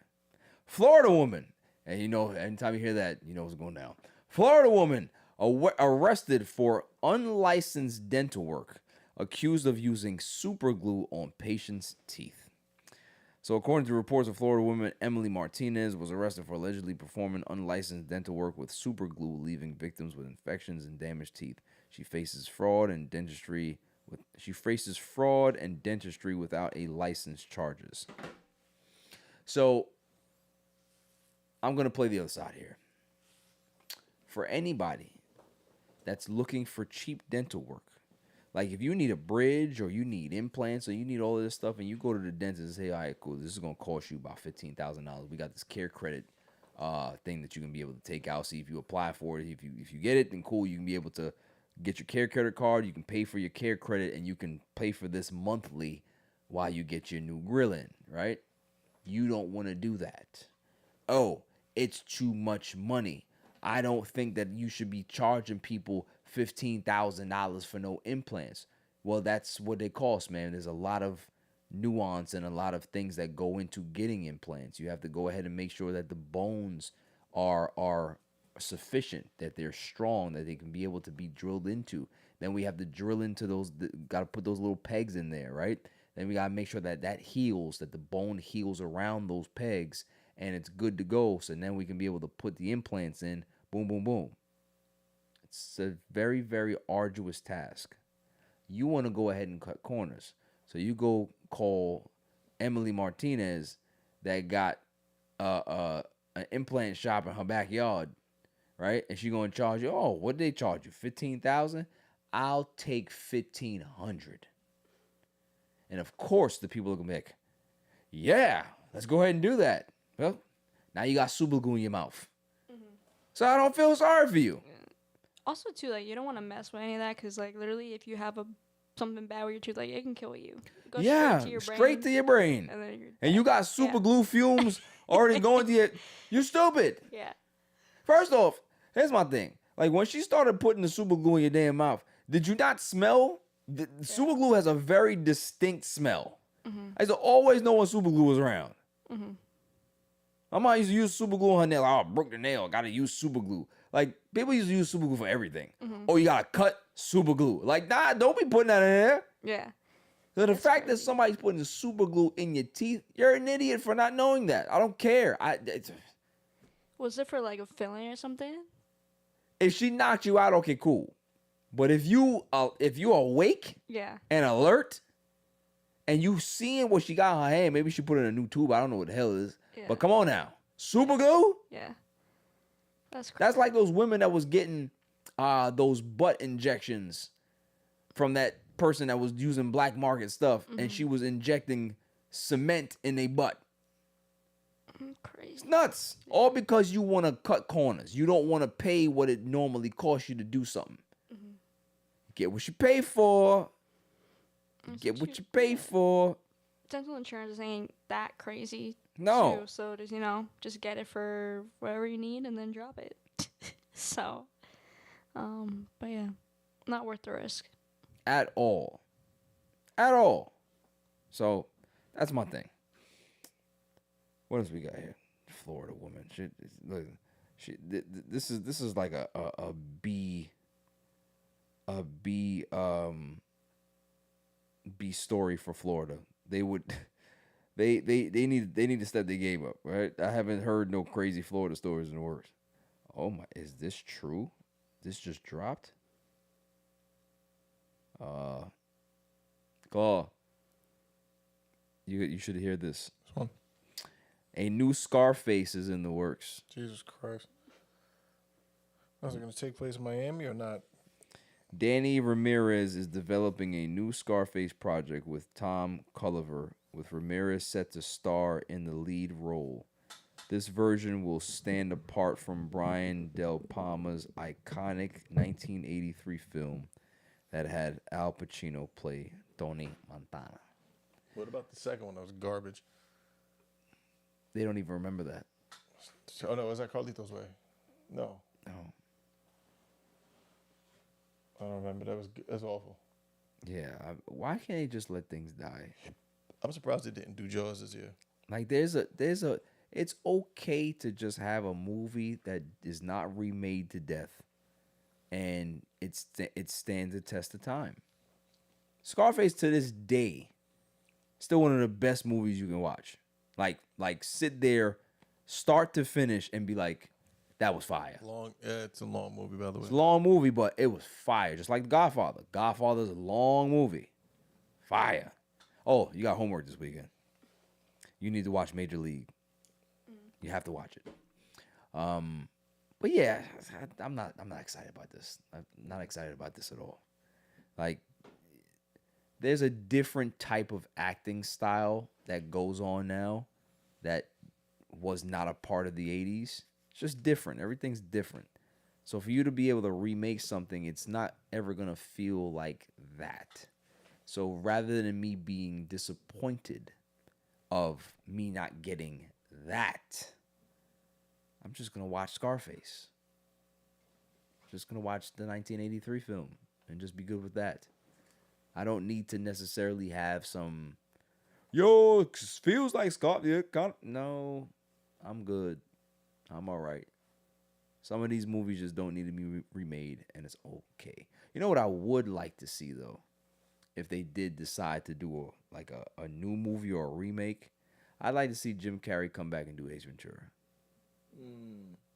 That would be fire. That would be fire. Like him being older, as an older Ace. They bring back the mask. They are bringing back the mask. That's real.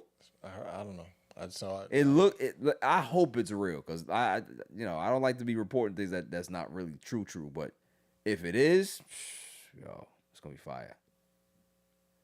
Oh, since we're on the topic of movies, I watched all of the Mission Impossibles this week, and let me tell you something.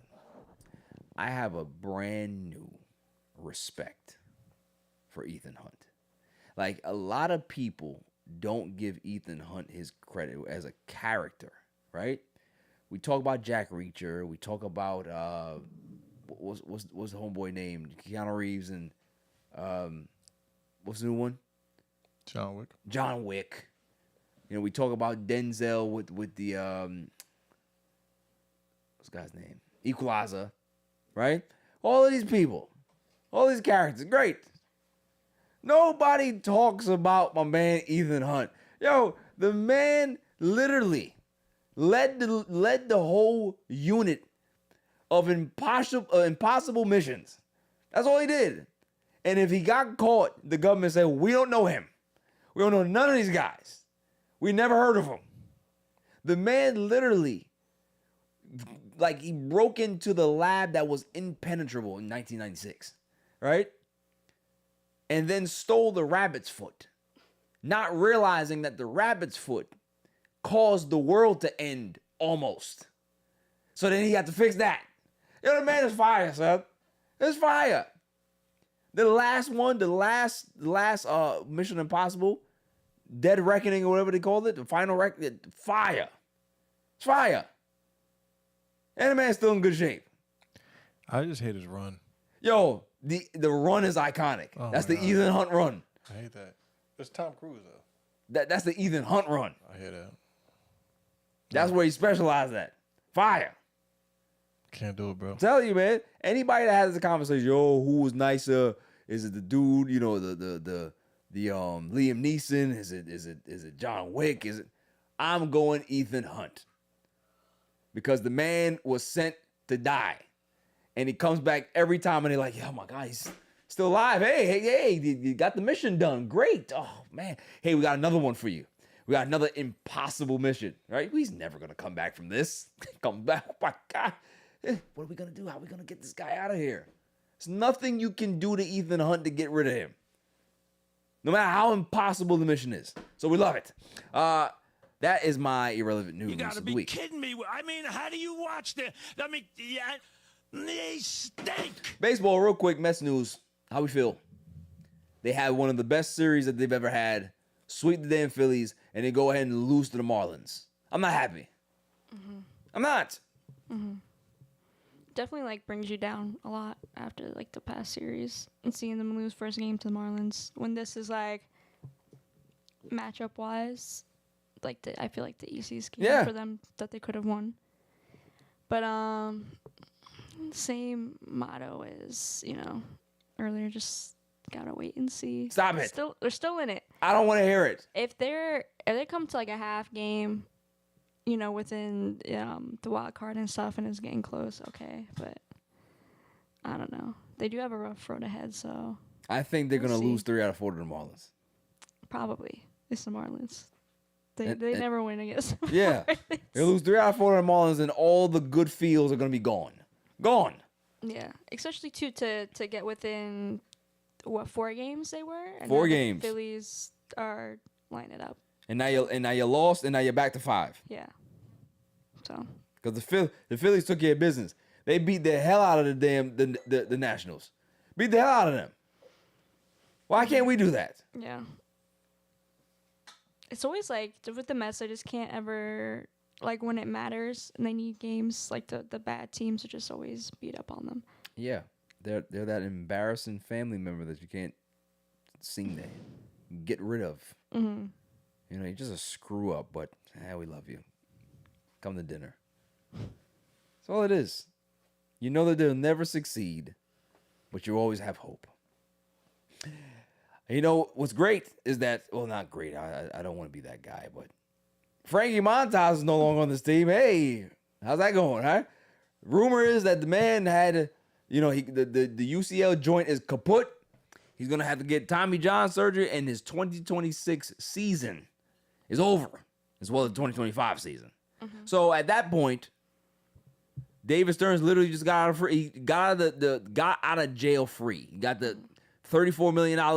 It's gone now. He'll be able to recoup some insurance over that. What is he gonna do? Sign somebody else for cheap?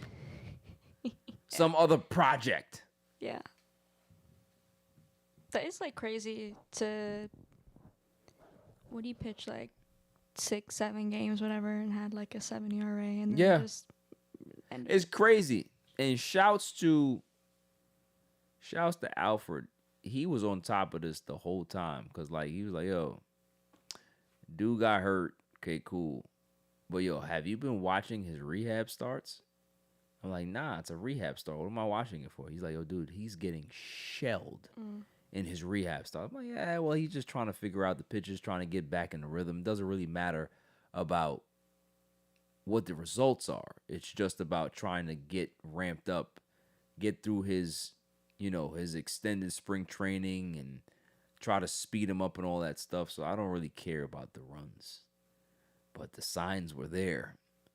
If you got kids that have never seen Major League hitting and they say, oh, pitching, and then they say, oh, this guy's a Major Leaguer, cracking him over the head, what do you think was going to happen when he got here? So writing was on the wall. And, of course, David Stearns, everything's fine. Yeah, he's going to be good. It's going to be good. Okay, cool. Got it. In other news, so good, we're just continuing the good news train as it moves down the 7 line. Francisco Alvarez. Broken pinky. On the same hand that he's broken the entire year. Yeah. At this point, just retire. Just sit out. Because how are you going to be able to play baseball if your hands are broken all the time? Yeah. It's like, it's really like the same exact type of injury over and over again. Like, how is it even How is that even possible?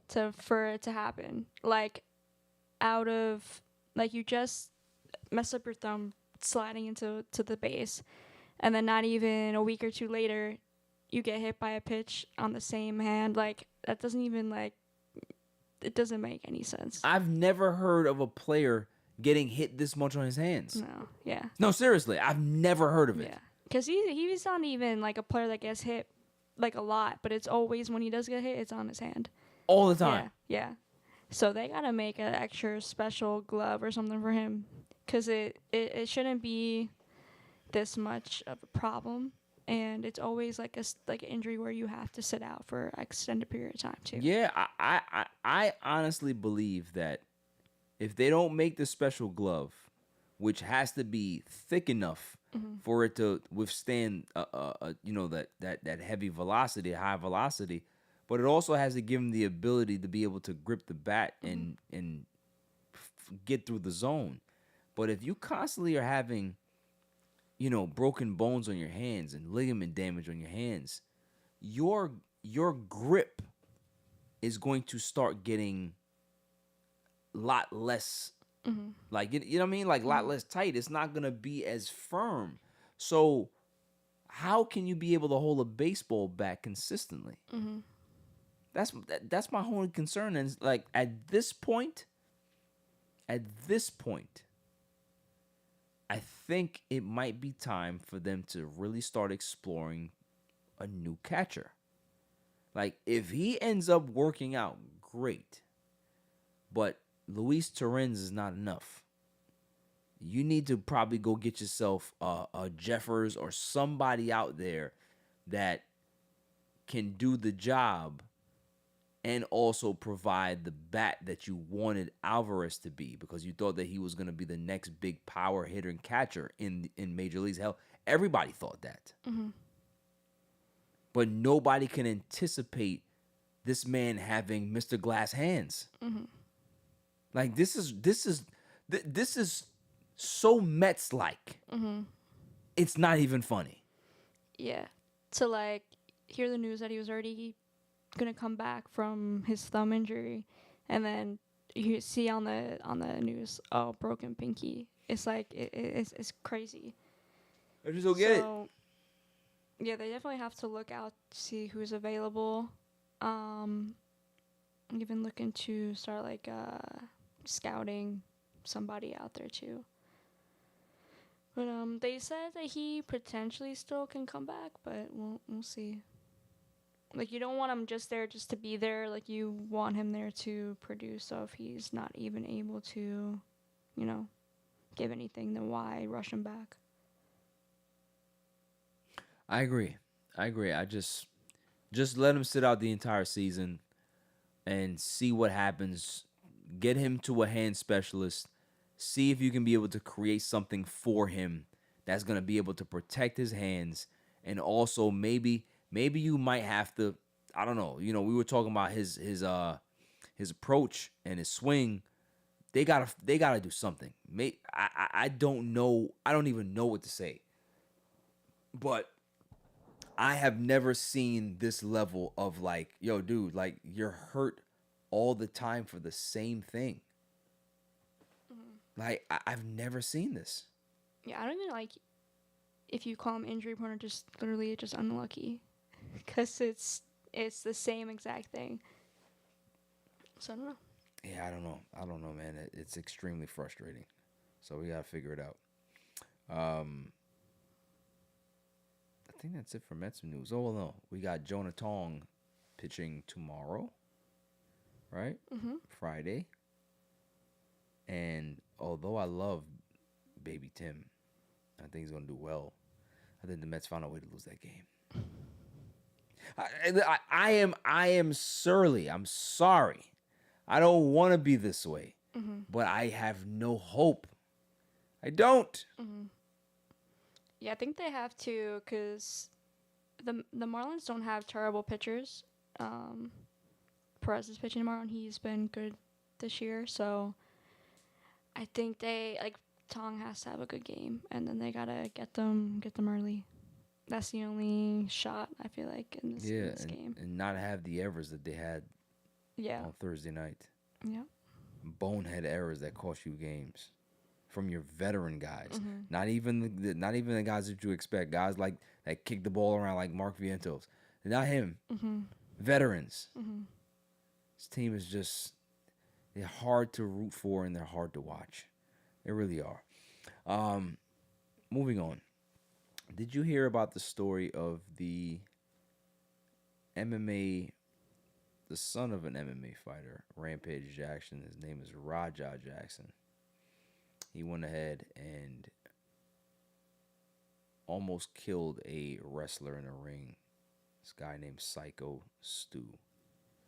And a lot has come out about it. And Rampage Jackson has spoken early on and said that it's unfortunate. He's going to reach out to Stu. Whatever the cops want to do, they do. He did use some language that a lot of people didn't like in regards to saying there's some misinformation about the whole situation. Here's my thing. The biggest problem that I had with the whole ordeal is the fact that when Psycho Stu realized that this wasn't a work, and what a work means is that they're not in kayfabe, or they're not in character. And you see the video, he goes ahead and he, cracks the can over the guy's head. Guy's extremely pissed off, and he then apologizes to the guy 3 times. And the last one, I believe, they shook hands. So you shook hands with this man, and then whether you were told by a wrestler, you were told by the promotion to make it seem real, to get your receipt back. What a receipt is, a lot of people don't realize is that if I punch you in the face, Silent Assassin, and we're in the ring, the next time we are in the ring together, you punch me in the face for real. That's a receipt. Because you got me, you potatoed me, I have the right to potato you back. So the fact that this guy apologized, but somebody told you that you can be able to still get your receipt back, okay, cool. You picking the guy up in a vulnerable position and slamming him to the mat, Alabama Slam style, where his head hit the mat and he was immediately unconscious. Don't you think at that point you got your receipt back? You had to proceed to stand on top of this guy and hit him while he was unconscious 9 times before people even realized that, oh snap, this is not a work, it's a shoot. So where's the accountability?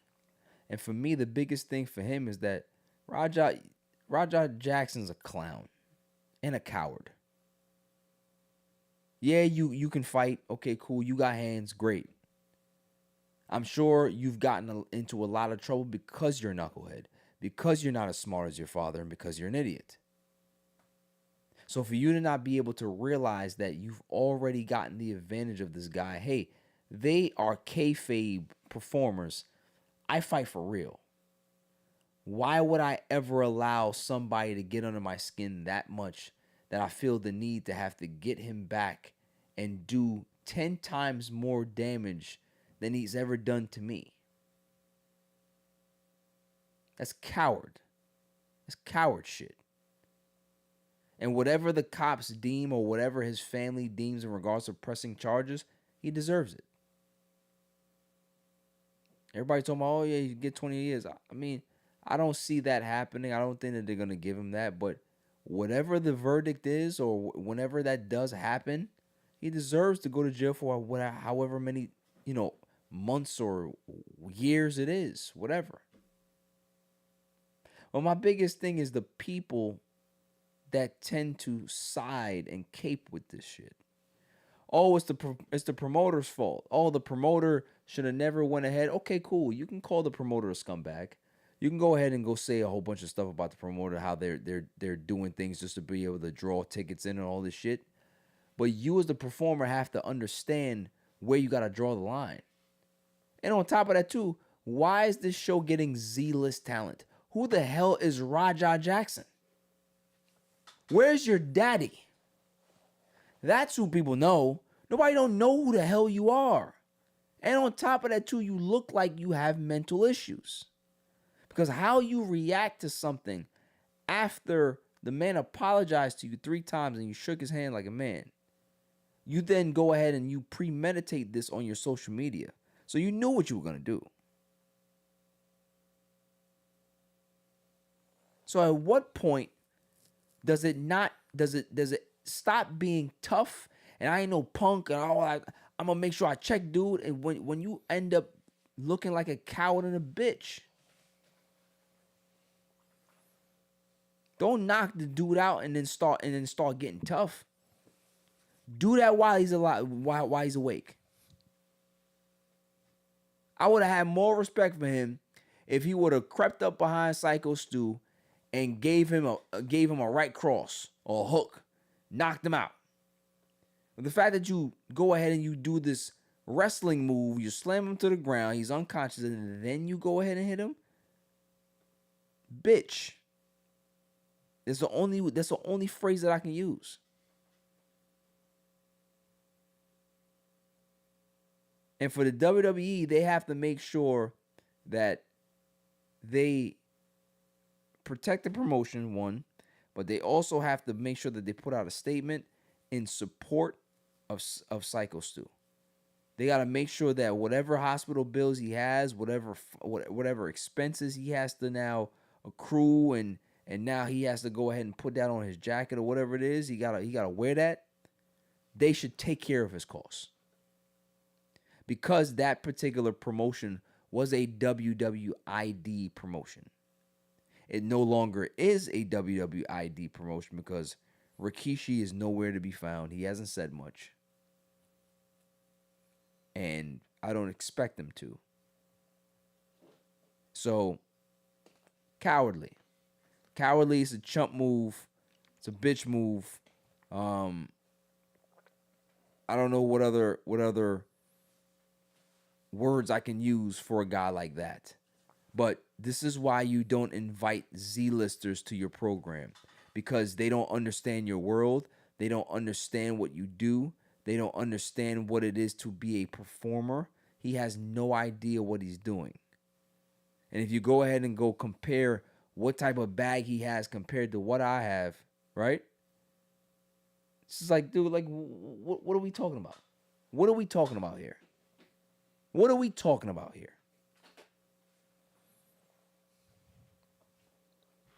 That shit got me tight. Like, I never seen a video so upsetting to me. Me watching something like, yo, dude, like, the dude is already knocked out.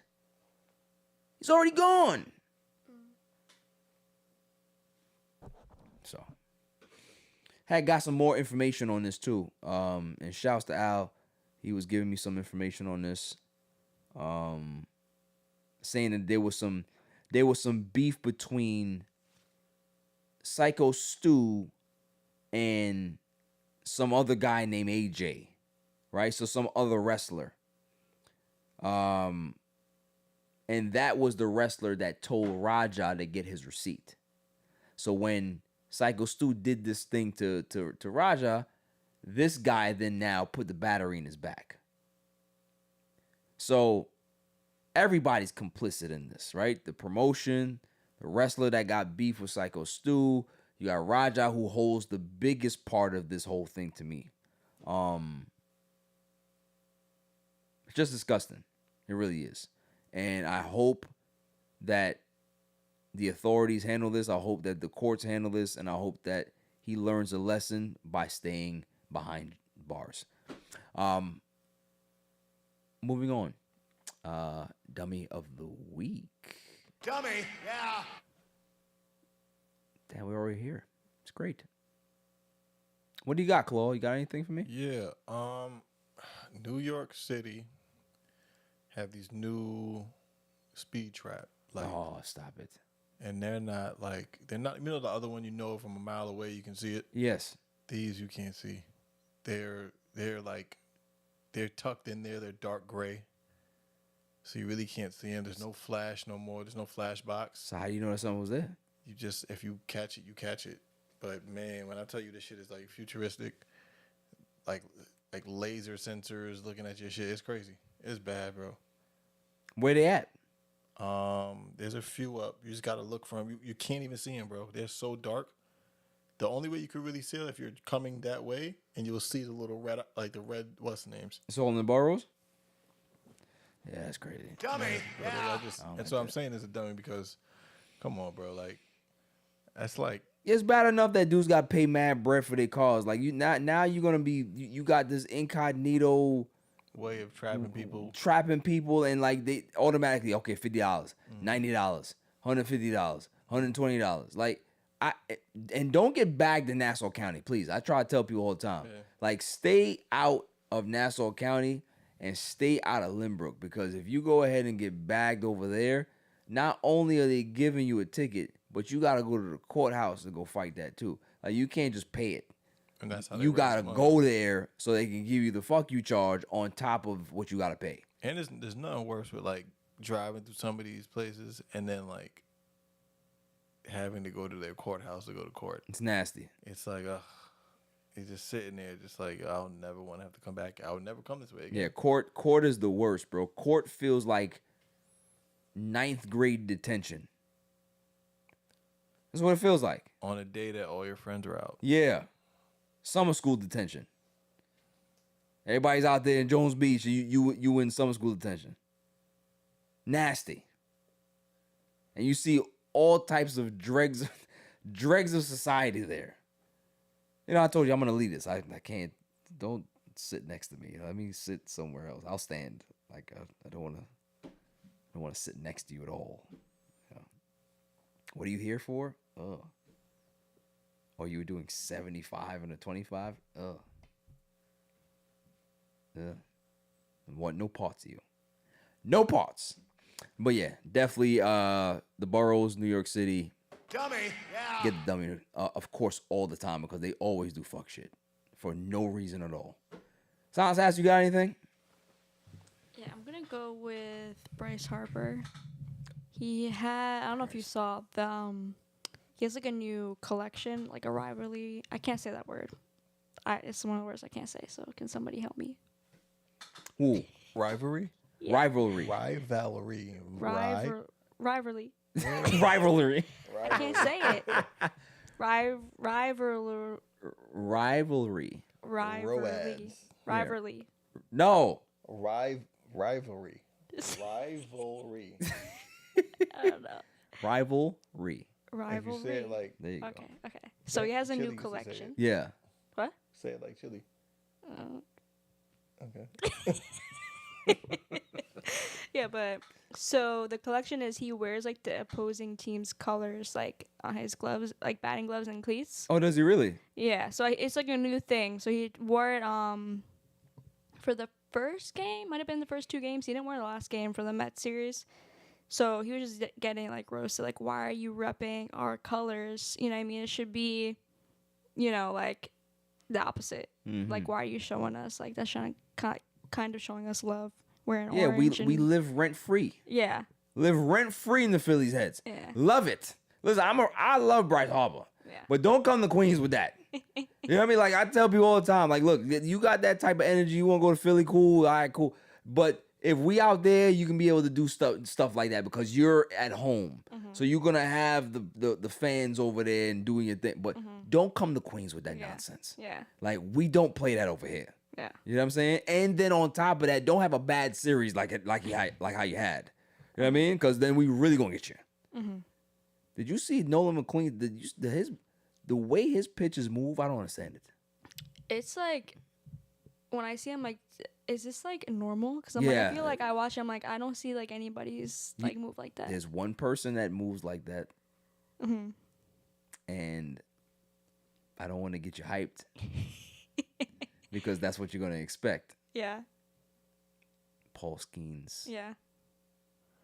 His pitches move like that. Yeah. Could be. Who knows? Could you imagine? You know what Nolan McQueen reminds me of? Reminds me of Matt Harvey. Yeah. Yeah.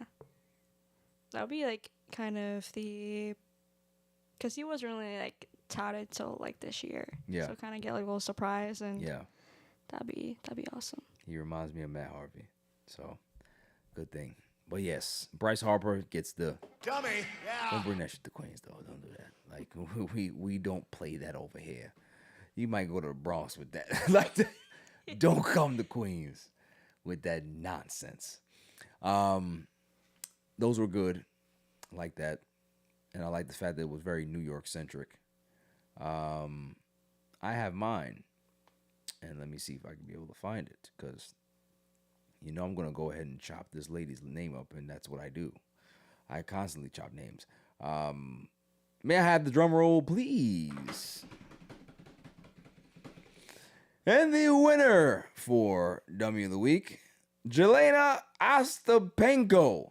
Jelena Ostapenko gets my... Dummy, yeah. Now, here we go. Here's the thing. She went ahead and goes and fights, not fights, but she goes against Taylor Townsend in the U.S. Open, right? Taylor Townsend breaks the brace off of her. And the way the match was going, she was talking crap.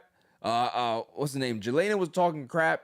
And when Townsend was busting her ass, Jelena didn't want to say nothing. She was quiet, right? So match is over now. They go ahead and go to mid court or whatever the hell they do, and they shake hands. And all of a sudden, she starts jaw jacking at Townsend, right? At Taylor Townsend. And Taylor Townsend's like, yo, don't be mad because you lost. Like, you need to be a gracious loser. Don't be one of those people that you can't take L's. Like, get the hell out of here, right? So she goes ahead and, Yeah, so Taylor Townsend telling her, you can learn how to take a loss better. Facts.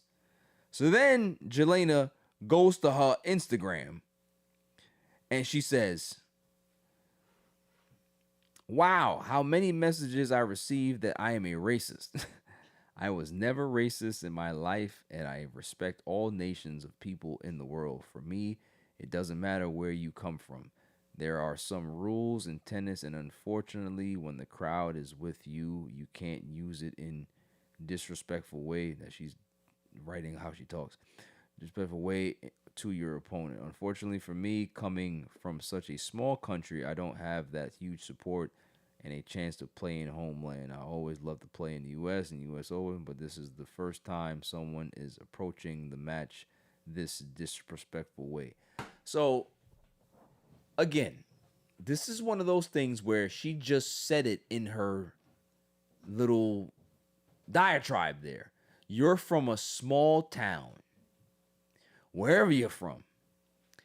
Hey, Jelena, this is New York.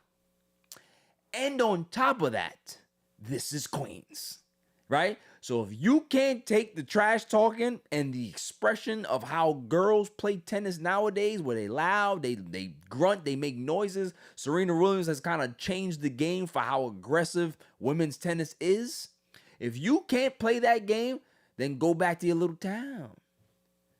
Go back to your little town where they all say, oh, it's okay, it's fine. Hey, listen, if you lose, you're just the second winner. We don't say losers here. You're just the second winner. It's okay. No, you're not. You got your ass bust, and you're mad because you couldn't take it. So when you was wilding, when you was working the game and you was winning, all your expression, because I watched the match, a little bit of the match. She was all into it, right? Getting emotional, doing all this fist pumping. But when the tide turned, crickets. You could hear a mouse piss on cotton. Crickets. And then you don't like the fact that the girl turned up in Queens and she got that swag. Come on now. This gives me Jimmy doesn't like the fact that he didn't get a chance to bat today. And now everybody got to get a participation trophy for the championship game. Why didn't my son play in the championship game? Because your son's not good. Okay? He gets a participation trophy, and now Jimmy thinks that he's on the same level as everybody else. So he continues to go through life and play sports and realize that he's always coming in last. You know why? Because he never learned anything, because he don't know how to be an athlete in regards to taking it and growing and knowing how to be a loser and knowing how to be a gracious winner and all this other stuff. No. You want everybody to be on the same level playing field. Jelena, just because of where you come from, that's how they play tennis, doesn't mean that everyone around the world is going to play tennis that way. Whatever environment you go into, you need to learn to adapt to. And if you don't adapt to that, then you can take your ass back to that small ass country. Or that podunk town, wherever you're from. No disrespect. But this is Queens. I try to tell people. You're gonna call, but how you're gonna call her? I think she was like low intelligent. So she said some crazy ass not educated. That's what the term not educated. What is not education? Like, what does her education have to do with her skill level in regards to how she whooped your ass? I now have to know how to spell to whoop your ass? What education do I honestly need? You're talking about what, decency on the court? I'm an athlete. When emotions are high, this is what happens. Don't cry. And if you don't like it, you know my line. China. That's all I'm saying. Fuck out of here with that shit. So, Jelena, I'm going to chop her name again. Jelena Ostapenko. Take your ass back to your small town, because this is Queens and we do things big in New York, and you have to wear the... Dummy, yeah. That's all for the show. I don't necessarily have a PSA, but I go off on Trump all the time, and I think this is how I'm gonna end my show every week, talking about the important issues. You have the rule of law being under fire. You have Trump pushing the National Guard into blue states, blue cities. You have these crazy Oval Office press conferences. You have people lying. You have the Epstein file still out there that nobody wants to talk about. You have all of these things that are going on, and the fact that we as a nation can't realize what's happening in front of us, that the Kansas City Shuffle is being put right in front of our faces and we don't even realize it, right? That this big cankles, water weight cankles is what I call them, is literally sitting there lying. And he can't even put his shoes on, but he's the one that's going to tell you about military law and order in this country. The same guy that is a convicted felon is going to tell you about law and order in this country. This is what we voted for? Confuses me. It confuses me that you have, places like Cracker Barrel that can be able to listen to their racist compatriots or whatever people that come there and go ahead and buy stuff. Oh, we don't like the way things are. We wanted to go back the way it was. Okay. But yet we have black people that have been ostracized and villainized and all this other stuff in regards to Target and all these other stores that have pinpointed and tried to isolate and intimidate us, and yet they still don't make changes. See how that works? Or you have the biggest thing in this country where I keep trying to tell people, if you're MAGA, you're racist. And if you're MAGA, they don't like anybody that's black or brown. So for you as somebody who's a brown person to go ahead and go vote MAGA, they only want your vote. They don't want you. So once they trick you into getting your vote, they're going to discard you like they do everybody else. Because you don't fit their idea of what America is. Because making America great for them is to make sure that they can isolate themselves from those people that they don't like. So newsflash, they don't like you either. They only like them. So when are you going to be able to wake up and realize that how to change this country is to wake up and look at the person that's next to you that you looked at a certain way and says, ugh, I don't like the way they live. Well, they're in the same boat as you. Sorry, but if you're Spanish and you want to come off as a white person, the white person that's a MAGA doesn't accept you. So if you're somebody that now has no country, and I mean that like not literally but figuratively, you need to look around and start creating your own and start realizing where the importance is. The power is in the vote and the power is in the people. They showed you the power of them being able to change the vote and go to the polls. 45% of white women went to the polls and voted for Donald Trump because they wanted a strong man. They didn't want a woman leading this country. You had uneducated males and non-college going males go to the ballot box in droves and say, we don't want what we had 6-7 years ago. We don't want that. So at what point do we wake up and say, you know what? We're going to do the same thing. Because when people start to realize that they have the power, things change. But when you sit home and you realize, or you say to yourself, oh, well, why should I vote? My vote doesn't count. That's what they want you to do. So they can be able to go ahead and gerrymander votes in Mississippi. They can go ahead and gerrymander votes in Ohio. They can go gerrymander votes in Texas. They can go take away seats in wherever you want them to do that. They'll take those things away, and you don't think that it it affects you when it does. That's the biggest problem in this country, is that everybody starts to think about themselves. And what's happening now, right? Unfortunately, that church shooting that just happened, it's unfortunate. People lost their lives, kids lost their lives, right? This person is a radical. And what do we hear the other side starting to push?